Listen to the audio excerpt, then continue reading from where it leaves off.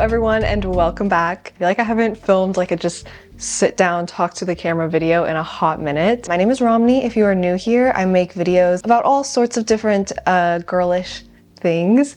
But today I will be talking about my spring favorites. You know, I just like to collect little trinkets and treasures that I inevitably kind of like consume and make a part of my personality. So these are the things that I've been loving. The first thing I want to talk about is clothing. I collaborated with Simple Retro for my spring outfits videos, and this one just really stood out to me. The most beautiful fitting dress ever. It's so comfortable, it's so cute. Something that like a girl in a rom-com would wear or something like that. I did wear this to a wedding in Idaho, the perfect wedding guest dress, and I love it very much, and hopefully we'll be continuing to wear it to different events and things down the road.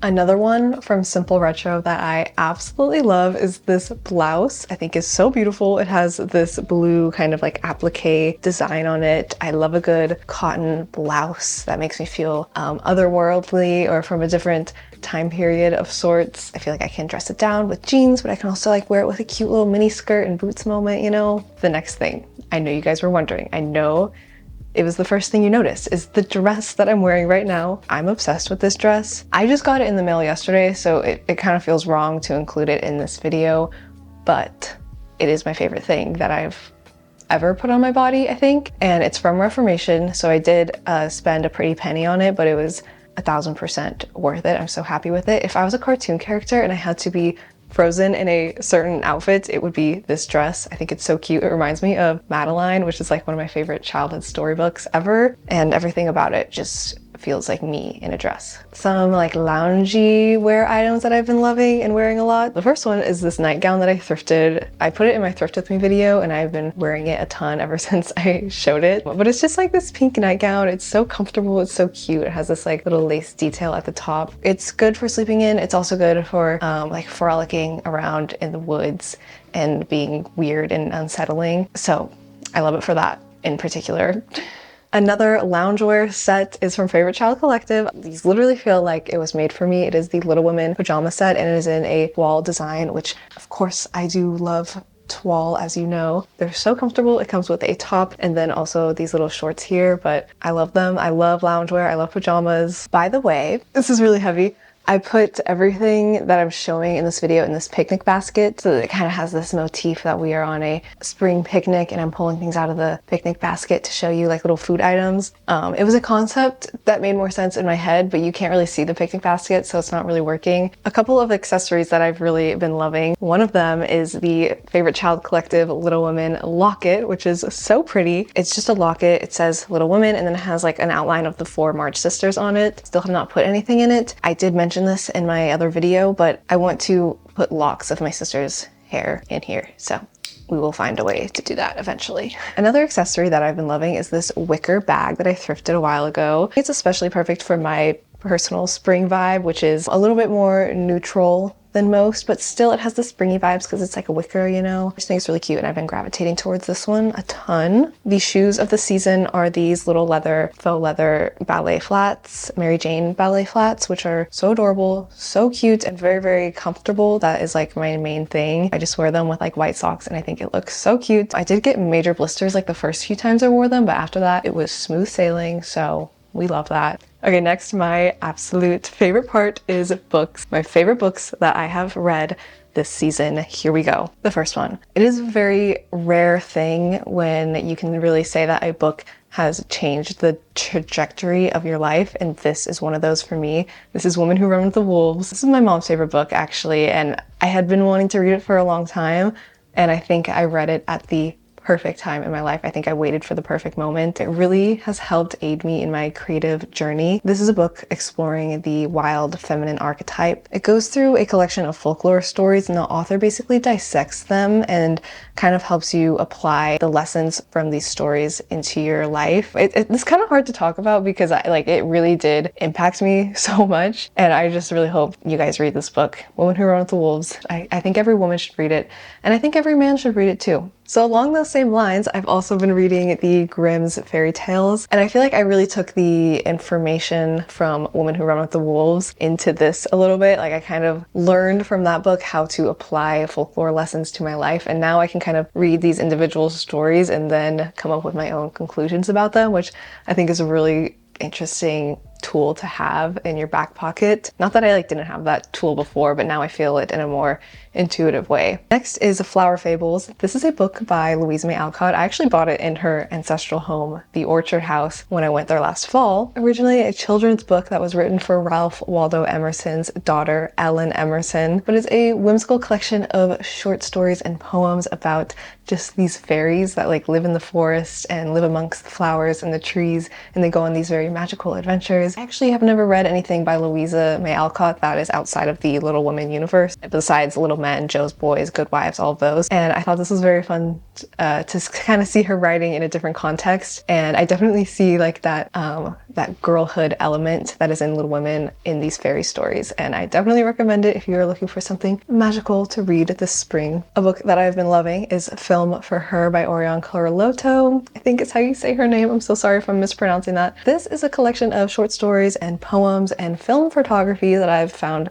so inspiring lately. I think her photography is beautiful. Her poetry is beautiful. And what I like about this is that a lot of poetry books and stuff and picture books can feel a little bit disconnected, but this really has a storytelling element that I really, really love. You can really just see the picture and see the poem, and you kind of understand her whole story and what was happening, which I think is a really special thing. Haven't been reading a lot of novels, lots of poetry, short story books, stuff like that. That's just what I'm gravitating towards lately. I don't know. Selected poems from E. Cummings. This has been just a good one to pick up and kind of throw it in my bag when I'm going to the park and I just want something quick to kind of read a couple poems in the morning, stuff like that. I finally decided to pick up a novel and read it because it had been a while since. So my current read is I Capture the Castle by Dodie Smith. It is a 17-year-old girl's collection of diary entries, pretty much. And she just tells stories of her eccentric family and just the way they live and little adventures that they go on. Something I can relate to is the very first paragraph. She talks about how she's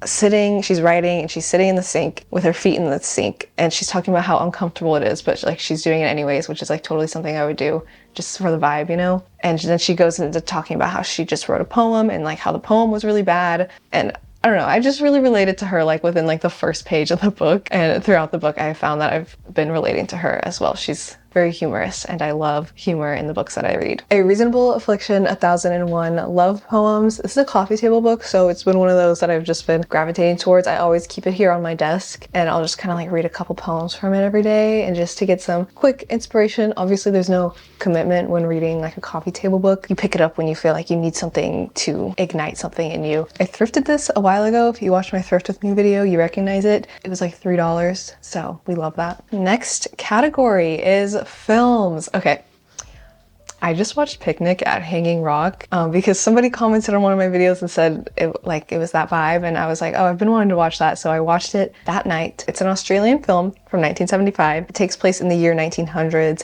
It's a mystery and a thriller about a group of schoolgirls that go to Hanging Rock to have a picnic. Four of them go off on a little adventure as they go missing, right? The cinematography, everything about it is so captivating and mesmerizing, and just, it's a movie that's for the weird, off-putting, yet pretty girls, which is my target audience personally. So I was this movie is going to become a part of my personality. I definitely want to try to recreate some of those scenes now and take some of that cinematography and apply it into my own work if I can.